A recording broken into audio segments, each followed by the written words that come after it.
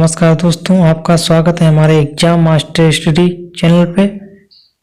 तो चलिए हम आपको लेकर आए हैं सी टेट गजब की ट्रिक। तो चलिए वीडियो को जल्दी से देखते हैं। नमस्कार दोस्तों, चूँकि आप लोगों का सी टेट का पेपर बहुत ही जल्द है, तो इसके लिए हम आपके लिए बहुत ही अच्छी ट्रिक्स लेकर आए हैं और कुछ मोस्ट वेरी इम्पोर्टेंट लेकर आए हैं। कुछ ऐसी ट्रिक्स जो आपको एग्जाम में कम से कम हर क्वेश्चन में अप्लाई करने पर आपको बहुत अच्छे अंक अर्जित करा सकती है। तो चलिए टाइम बगैर बर्बाद करते हुए देखिए, पीडीएफ हाथ का बना हुआ है, हाथ से लिखा हुआ नोट्स है, बहुत ही अच्छा है। मेन पॉइंट है। आजकल यूट्यूब पे बहुत अच्छे पड़े हैं कंटेंट, तो ये जरूरी नहीं है कि हर किसी का लिखावट तो इसमें आपको शायद समझ में आ रही होगी, लेकिन कंटेंट पे आप ध्यान दीजिए। पीडीएफ अच्छा नहीं बना है उसको नहीं, आप बस शब्दों पे ध्यान दें। देखिए यहाँ पे सबसे पहले बात कर रहे हैं एनसीएफ से जो क्वेश्चन आते हैं उसके बारे में। एनसीएफ 2005 रचनावाद पर जोर देता है, उसमें आपसे पूछ सकता है व्यवहारवाद पे जोर देता है या किस पे। तो आपको इतना याद रखना है, एनसीएफ 2005 रचनावाद पर जोर देता है। दूसरा पूछेगा सीटेट का सबसे अच्छा उम्दा क्वेश्चन बहुभाषा द्विभाषा होनी चाहिए। एनसीएफ के अनुसार बच्चे की भाषा द्विभाषा या बहुभाषा में उसको शिक्षा देनी चाहिए, इसको ध्यान में रखना है। अगला पॉइंट है बालक को प्राथमिक में मातृभाषा में शिक्षा देनी चाहिए। आप यहाँ पे मातृभाषा का मतलब हिंदी से मतलब यहाँ पे नहीं होता है, मातृभाषा आपको जानना जरूरी है। बहुत से बच्चे क्या करते हैं कि मातृभाषा मतलब हिंदी बोल देते हैं कि हमारे भारत के देश की मातृभाषा हिंदी है। ऐसा कुछ नहीं है। हमारे मातृभाषा का यहाँ पे प्राथमिक स्तर पे मातृभाषा का मतलब है माता पिता के द्वारा जो भाषा बोली जाती है, जो हमारे परिवार में बच्चे के परिवार में बोली जाती है, वो मातृभाषा। वातावरण में जो उपस्थित है, जो वहाँ के वातावरण में जहाँ बच्चा उसका फैमिली रह रहा है, उसकी भाषा द्वितीय भाषा होती है और मातृभाषा प्रथम भाषा होती है। बहुत ही इम्पोर्टेंट हमने आपको फैक्ट बताया है। प्रथम भाषा जो रहती है वातावरण में रहती है या उसके घर में जो परिवार में बोली जाती है, द्वितीय भाषा जो होती है वो उसके विद्यालय में बोली जाती है। अगला पॉइंट, कक्षा 3 के ऊपर पर्यावरण शिक्षा पर जोर देना चाहिए। पर्यावरण के बचाव पर चिंता, ऐसे क्वेश्चन पर्यावरण के माध्यम से पर्यावरण के बारे में उसको जानकारियां देनी चाहिए। यहाँ पे भी क्वेश्चन आ चुका है कि कक्षा 2 में पर्यावरण होना चाहिए या नहीं, ऐसे कई क्वेश्चन। तो ईवीएस में जो बात करेगा तो प्राथमिक स्तर में कक्षा 1 और 2 में पर्यावरण शिक्षा पर जोर दिया गया है, लेकिन कक्षा 1-2 में जोर नहीं दिया गया है। कक्षा 3 से पर्यावरण शिक्षा, उसमें पर्यावरण पे बचाव, इस पे चिंताजनक बातें उसमें कोर्स में शामिल किया गया है। कक्षा 2 तक जो होगी लिखित परीक्षा न होकर बल्कि गतिविधि आधारित अवलोकन आकलन द्वारा किया जाएगा उसका बच्चे का, उसको कोई भी लिखित परीक्षा नहीं कराई जाएगी। अगला पॉइंट है आकलन में पास या फेल ना करें। अभी तक मार्कशीट पे क्या लिख के आता था कि बच्चा मार्कशीट पे लिख के आया फेल या पास। अब क्या है, अब ग्रेडिंग सिस्टम का है, इससे बच्चे के मानसिक प्रभाव कम पड़ेगा। उस पे क्या था कि मैं तो फेल हो गया हूँ, उसकी जगह पे अब लिख के आता है ग्रेडिंग सिस्टम। अब बात कर रहे हैं पोर्टफोलियो। ये कई बार हर बार लगभग रिपीट होता है कि पोर्टफोलियो क्या है। पोर्टफोलियो बच्चे नहीं समझ पाते हैं, तो यहाँ पे ये भी समझते चलिए स्वयं बच्चा करे या खुद का आकलन, जो बच्चा खुद सीखता हुआ खुद का आकलन करता जाए या शिक्षक विद्यालय में बच्चे का सतत आकलन करता है तो पोर्टफोलियो कहलाता है। भैया बहुत ही मोस्ट इम्पॉर्टेंट टॉप ये हैं पॉइंट, तो इनको ध्यान रखते जाइएगा। बच्चे फेल नहीं होते हैं बल्कि व्यवस्थाएं फेल होती हैं और स्कूल असफल होते हैं। कहीं भी आप कोई भी क्वेश्चन में इतना याद रखिएगा कि जहां भी बच्चे को दंड देने की बात हुई, जहां बच्चे को दिखाया जाए कि बच्चा गलत है, वो ऑप्शन आपको सबसे पहले गलत मान लेना है। वो ऑप्शन कभी भी सही नहीं होगा यदि सकारात्मक पूछ रहा है। देखिए ऐसे पॉइंट है जो मैं आपको बता रहा हूँ, मैंने अप्लाई किया है, तो आप भी कीजिए। मेरे वीडियो पे ध्यान मत दीजिए, राइटिंग पे ध्यान मत दीजिए। हमारे पास वो व्यवस्था नहीं है, मैं यूट्यूब चैनल इतना बड़ा नहीं है, ना हम क्लासेस चलाते हैं। बस आपके लिए कुछ पॉइंट नोट किए हैं जो शायद आपके भविष्य में फायदे हो, तो इसलिए मैंने आपको ये पॉइंट दिए हैं। आपको 10 से 15 मिनट की ये क्लास देखेंगे, उसके बाद अगर आपको 10 से 15 नंबर का फायदा ना हो तो आप हमको कमेंट जरूर करें। देखिएगा पेपर में ये सारी बातें जो मैं बता रहा हूँ आप एक बार अप्लाई करके देखिए। प्लीज़ 10 से 15 मिनट वीडियो अगर अच्छा लगे तो बाद में शेयर करें, यदि अच्छा ना लगे तो बिल्कुल भी शेयर ना करें, आपके फायदे की बात है। बच्चे फेल नहीं होते हैं, व्यवस्थाएं फेल होगी, स्कूल फेल होगा, पर बच्चा कभी आपको गलत नहीं ठहराना है। कक्षा 2 तक कोई भी गृह कार्य नहीं दिया जाएगा। कक्षा 3 से 5 तक सप्ताह में 2 घंटे बच्चे के लिए गृह कार्य दिया जाएगा। अभी तक क्या होता है, सीबीएसई बोर्ड, इंग्लिश मीडियम वगैरह में आपने देखा है, कक्षा 1 के बच्चे को बहुत बड़ा बैग थमा दिया जाता है, मोटी मोटी किताबें थमा दी जाती हैं। ये एनसीएफ नहीं बोलता है, उसके खिलाफ है। कक्षा 6 से कक्षा 8 तक सप्ताह में 5 से 6 घंटे गृह कार्य दिया जाएगा। माध्यमिक एवं उच्च माध्यमिक स्तर सप्ताह में 10 से 12 घंटे का गृह कार्य दिया जाएगा। आप देख रहे हैं एग्जाम मास्टर हिस्ट्री चैनल, इसमें शिक्षा का अधिकार अधिनियम से भी क्वेश्चन आते हैं, इसको भी देखते हैं। 1 अप्रैल 2010 से जम्मू कश्मीर को छोड़कर पूरे देश में शिक्षा का अधिकार अधिनियम 2000 लागू हुआ।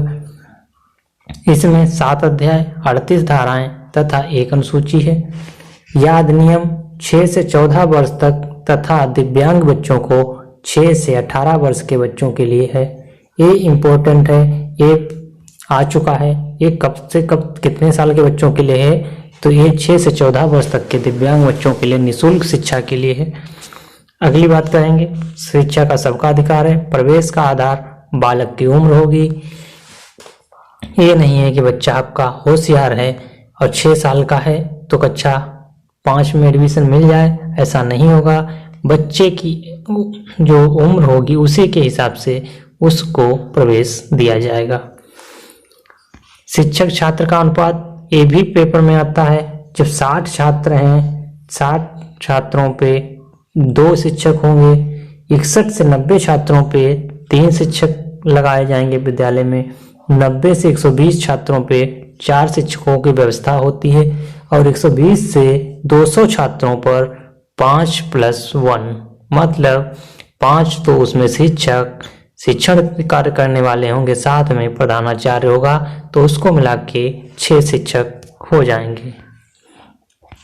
यहाँ पे 150 प्लस छात्रों पे शिक्षक छात्र का अनुपात यदि कम किया जाए तो उसके हिसाब से 1 शिक्षक 30 विद्यार्थियों के लिए होगा। यदि बच्चे 200 छात्रों के ऊपर हैं तो शिक्षक अनुपात 1 टीचर 40 बच्चों के लिए हो जाएगा। ये तो माध्यमिक परिषद के स्कूलों की बात हुई। अब उच्च प्राथमिक स्तर में शिक्षक और छात्र का अनुपात रहता है 1:35, 1 छात्र पे 1 शिक्षक 35 छात्रों पे। यदि 100 प्लस छात्रों पर 1 प्रधानाचार्य होगा, कार्य शिक्षक होगा, स्वास्थ्य शिक्षक होगा, 1 शारीरिक शिक्षक भी होगा। और यहाँ पे ये भी इम्पोर्टेंट है कि भाषा, गणित, विज्ञान, सामाजिक विषय का शिक्षक पूर्णकालिक होगा, मतलब कोई भी प्राइवेट उसको टीचर नहीं रखा जाएगा। यहाँ से भी क्वेश्चन आता है कि प्राथमिक स्तर पर 200 कार्य दिवस या 800 घंटे पूरे साल में 1 साल में कार्य होना चाहिए। प्राथमिक स्तर पर कितना है? 200 कार्य दिवस। एक कार्य दिवस वो हैं जिसमें सिर्फ और सिर्फ पढ़ाई होगी और 800 घंटे कुल मिला के। या उच्च प्राथमिक स्तर पर प्रति सत्र 220 कार्य दिवस या 1000 घंटे पढ़ाया जाना है। शिक्षक को प्रत्येक सप्ताह 45 घंटे कार्य करना पड़ेगा। ये पिछली बार क्वेश्चन आ चुका है कि शिक्षक को प्रत्येक सप्ताह कितना वर्क करना पड़ेगा। उसको एक सप्ताह में 45 घंटे काम करना पड़ेगा। अब बात लेके आए हैं हम मैट्रिक की। इसके लिए हमने पूरा वीडियो बनाया है सीटेट, जो आपको कम से कम 20 से 22 ट्रिक में बताने वाला हूं। इसको अगर आपने ध्यान में रख लिया, ये कतई बिल्कुल आप रट के जाइएगा, 101% आपको हमारे काम में आएंगी और ये सारे क्वेश्चन करने में आपको सफलता हासिल करेंगी। सबसे पहले मैं इसे बात करूंगा, अलग से इसमें मैंने नहीं लिखा है, जिस क्वेश्चन में अवसर, बच्चे को अवसर देने की बात करें, प्रयोग की बात करें या विविध प्रकार से प्रयोग की बात करें, तो वो क्वेश्चन आंख बंद करके आप लगा दीजिएगा। अवसर, प्रयोग। सबसे पहले बात कर रहे हैं बाल केंद्रित शिक्षा। कहीं भी देख लीजिएगा शिक्षक केंद्रित शिक्षा की बात नहीं हो रही है। आदि यदि आप सीटेट का पेपर दे रहे हैं, सीटेट क्या यूपी टेट, आपको बालक को ध्यान में रख के शिक्षा देनी है। उसका आंसर बालक के अनुसार देना है, बालक को कभी गलत नहीं ठहराना है। दूसरी बात है समावेशी शिक्षा। सारे बच्चों को एक साथ एक कमरे में बिठा के शिक्षा देनी है, चाहे वो दिव्यांग हो। उसके लिए अलग से फैसिलिटी, उसके यंत्र दिए जा सकते हैं, बट समावेशी शिक्षा सभी बच्चों को समान तरीके से शिक्षा देनी पड़ेगी, इसका भी ध्यान रखना है। प्रगतिशील शिक्षा, ये भी बहुत इम्पोर्टेंट है, प्रगतिशील शिक्षा होनी चाहिए। प्रगतिशील शिक्षा इसको किसने दिया था? इसको दिया था जॉन टीवी ने। अगली बात करेंगे त्रुटि एवं प्रयास। बच्चे की गलती को कभी भी गलत नहीं ठहराना है। एनसीएफ 2005 में साफ साफ कहा गया है कि बच्चा गलती करके सीखता है। त्रुटि एवं प्रयास, बच्चा हमेशा गलती करके ही सीखेगा, गलतियां होना पॉसिबल है। अगली बात करेंगे निदान एवं उपचार। ये भी इम्पोर्टेंट है, किसी भी बच्चे की गलतियों को पता लगाइए, निदान पता लगाना है उसकी गलतियों के, उसकी कमियों के बारे में, उसमें क्या कमी रह गई है, क्यों बच्चा पढ़ नहीं पा रहा है, उसका निदान के अंतर्गत आएगा। और उसके बाद उपचार कीजिए। विभिन्न तरीके की शिक्षण प्रणाली, उसको कैसे पढ़ाना है, तो किंडरगार्टन के हिसाब से या किस हिसाब से कई आती हैं शिक्षण विधियां, तो शिक्षण विधि बदल बदल के आपको पढ़ाना पड़ेगा। अगली बात करें वंशानुक्रम या वातावरण का ध्यान रखते हुए बच्चे पर उसके हिसाब से वर्क देना है। बच्चे का आंसर, अगर प्रीटेट में आप आंसर कर रहे हैं तो वंशानुक्रम और वातावरण का बहुत बड़ा प्रभाव पड़ता है। व्यक्तिगत विभिन्नता का भी ध्यान रखना है। सारे बच्चे दुनिया में एक जैसे नहीं होते हैं, हर बच्चे के अंदर व्यक्तिगत विभिन्नता होती है, हर किसी की बुद्धि लब्धि अलग अलग होती है। संज्ञान और संवेग, संज्ञान और संवेग एक ही सिक्के के दो पहलू हैं। संज्ञान और संवेग, संज्ञान को ध्यान में रख के संज्ञान में ही मानना है वैज्ञानिकों का कि संज्ञान और संवेग एक ही साथ आते हैं। यदि आपके अंदर संवेग उत्पन्न हुआ तो आपके मस्तिष्क में उसको संज्ञान के माध्यम संज्ञान हो जाता है आपके मस्तिष्क को, इसीलिए संज्ञान और संवेग हमेशा साथ लगभग आते हैं। 9वां पॉइंट है अभिसारी और अपसारी चिंतन। इससे भी पोस्ट हर बार एक क्वेश्चन पक्का है, अभिसारी की चिंतन। अभिसारी चिंतन क्या है और अपसारी में शॉर्ट फॉर्म में बताया दे रहा हूँ। अभिसारी चिंतन वह चिंतन है जैसे किसी भी बात को एक ही तरीके से सोच पाना। अभिसारी चिंतन सारे इधर से जितने भी लोग जवाब दे रहे हैं लेकिन उसका आंसर यही आएगा, ये अभिसारी चिंतन है। जैसे किसी ने पूछा भारत की राजधानी क्या है, तो हर बच्चा यही बताएगा कि दिल्ली। ये है ABCD, कोई भी बच्चा बोलेगा तो एक ही जवाब देगा, दिल्ली। अब अपसारी चिंतन क्या है? अपसारी चिंतन का मतलब वो होता है, अपसारी चिंतन में कई तरीके से सोच सकते हैं। इसमें जैसे मान लिया कि हमने किसी ने पूछा कि हमको दिल्ली जाना है, तो हर इंसान कई रास्तों से जा सकता है, उसको एक रास्ता नहीं, हर आदमी को अपने अपने गांव से अलग अलग रास्ताएं पता हैं। या किसी भी चीज को अगर किसी ने पूछा कि आप एक रसगुल्ले का जैसे स्वाद पूछ लिया, उसमें क्या है, सभी बताएंगे ना मीठा है, कोई खट्टा नहीं बताएगा, तो अपसारी चिंतन में आ जाएगा। लेकिन अपसारी चिंतन जो आपने पूछा कि कुछ भी उसके कई तरीके आंसर से मिलना, कई बातें तरीके से सोचना, एक पॉइंट के हर बच्चा अलग अलग रिप्लाई दे रहा है, तो वही अपसारी चिंतन होता है। विकास के सिद्धांत, ये भी विकास के सिद्धांतों को बच्चे का विकास कैसे होता है, इसको भी पॉइंट को ध्यान रखना है।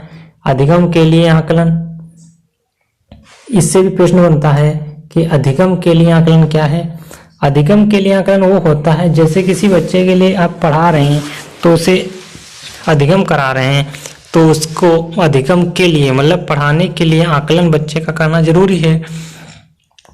अधिगम के लिए आकलन वही होता है जैसे बच्चे को अगर आप पढ़ा रहे हैं तो उसको पूर्व ज्ञान से जोड़ के पढ़ाइए। उसको आप ऐसा नहीं है कि आप गए और बच्चे से सीधे पूछ रहे हैं 4 का टेबल हमें सुनाओ। पहले आप बच्चे से उसके जोड़ घटाओ गुणा के बारे में जान लीजिए कि उसको 2 का टेबल आता है या नहीं। तो पूर्व ज्ञान अधिगम के लिए आप देने जा रहे हैं अधिगम, तो उसके लिए उसका पहले आकलन कीजिए, पूर्व ज्ञान इसे समझ सकते हैं आप। दूसरी बात आएगी अधिगम का आकलन। शब्द दोनों एक जैसे हैं पर दोनों में बहुत अंतर है। अधिगम का आकलन मतलब अधिगम आपने दे दिया, उसके बाद कभी तो आपका अधिगम के लिए आकलन किया, आपने अधिगम किया, अधिगम का कभी तो आप पूरा होगा, कोई पाठ पढ़ा रहे कभी तो उसका अंत होगा, तो उसके बाद जो होगा तो अधिगम का आकलन होगा। मतलब कि परीक्षा या टेस्ट आप पढ़ा चुके हैं तो उसके बाद बच्चे का टेस्ट लीजिए, उसके बारे में प्रश्न पूछिए, तो वो अधिगम का आकलन हो गया। नेक्स्ट पॉइंट है अधिगम के रूप में आकलन। ये सबसे नया पॉइंट है, अधिगम के लिए आकलन। अधिगम के रूप में आकलन, अधिगम के लिए आकलन, अधिगम का आकलन। लेकिन ये सबसे अलग थोड़ा पॉइंट, ये दोनों मैच करते हैं। अधिगम के रूप में आकलन, अधिगम के रूप में आकलन का मतलब है अधिगम जब आप दे रहे हैं तो साथ में बच्चे का आकलन करते जाइए, या बच्चा खुद अपना आकलन कर सकता है जैसे पोर्टफोलियो। अगला पॉइंट है आंतरिक प्रेरणा, खुद से खुद का कार्य करना। नेक्स्ट है पूर्व ज्ञान, बच्चे को हमेशा पूर्व ज्ञान से जोड़ के पढ़ाया जाना चाहिए। नेक्स्ट पॉइंट है गतिविधि आधारित अधिगम, बच्चे को हमेशा गतिविधि आधारित या उसके आस पड़ोस की वस्तुओं से जोड़कर पढ़ाना चाहिए। जैसे अपने यहाँ अगर बच्चे छोटे कक्षा 1 के बच्चे को आप पढ़ा रहे हैं फल के बारे में, गतिविधि आधारित आकलन क्या है हम आपको समझाएंगे एक पॉइंट में, 1 मिनट में। बच्चे को आप पढ़ा रहे हैं कि फल क्या होता है, अरे कक्षा 1 वाला बच्चा बात नहीं जानता ना फल क्या, आप सबसे पहले दिखा रहे हैं भैया ये लीची है। अब बच्चे को क्या पता है कि लीची कैसी होती है, अपने यहाँ का बच्चा है तो उसे आम पढ़ाइए ना। आम से पूछो क्या किसी ने आम देखा, तो बच्चा बोलेगा भैया हाँ हमने आम देखा, तो बोलेंगे कि ये फल होता है। फिर आप लीची बताइए, कुछ और बताइए जो अपने यहाँ पे फल नहीं पाए जाते हैं। अगला पॉइंट है लिंग पूर्वाग्रह। लिंग पूर्वाग्रह से भी क्वेश्चन हर बार 1 से 2 क्वेश्चन आते हैं। लड़का लड़की की तुलना करना, मैथ कक्षा 1 में या 2 में लड़कियां ही पढ़ सकती हैं, लड़के ही पढ़ सकते हैं, लड़कियां खाना बना सकती हैं या लड़के ही मैथ पढ़ सकते हैं। यही सब लिंग पूर्वाग्रह है। एक दूसरे की तुलना करना लिंग पूर्वाग्रह कहलाता है। लड़कियां ये नहीं कर सकते, लड़के ये नहीं कर सकते, ये लिंग पूर्वाग्रह है। नेक्स्ट पॉइंट है चिंतन। चिंतन वह है समस्या का समाधान करने के लिए जो चिंतन करते हैं, वही समस्या समाधान के लिए हमेशा सोचते रहना, वो चिंतन है। ये सकारात्मक चिंतन होता है। नेक्स्ट है विद्यालय आधारित आकलन। हमेशा विद्यालय आधारित आकलन होना चाहिए। इसे को सतत आकलन या निदानात्मक आकलन कहते हैं। सतत आकलन पहले क्या होता था, परीक्षाएं पूरे साल में बोर्ड में हुई, बच्चा आधा भूल जाता था या सारे बच्चों को व्यक्ति विभिन्नता होती है तो वो सब एक साथ जवाब नहीं दे सकते, इसीलिए सतत आकलन बच्चे का किया जाना चाहिए। अगला पॉइंट है निर्माण एवं सृजनशीलता। निर्माण का और सृजनशीलता का मतलब है व्यापारिक शिक्षा।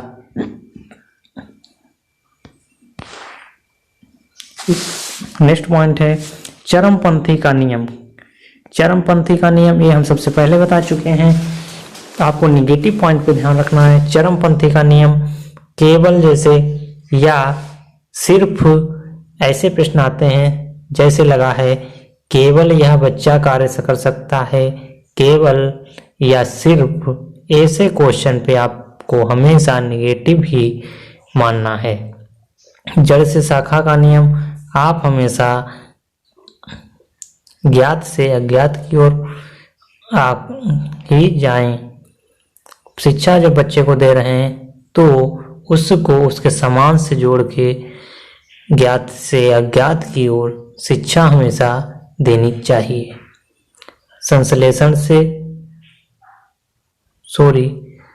विश्लेषण से संश्लेषण की ओर हमेशा शिक्षा देनी चाहिए। तो अगर आपको हमारी टिप्स अच्छी लगे तो प्लीज़ वीडियो को लाइक शेयर अवश्य करें।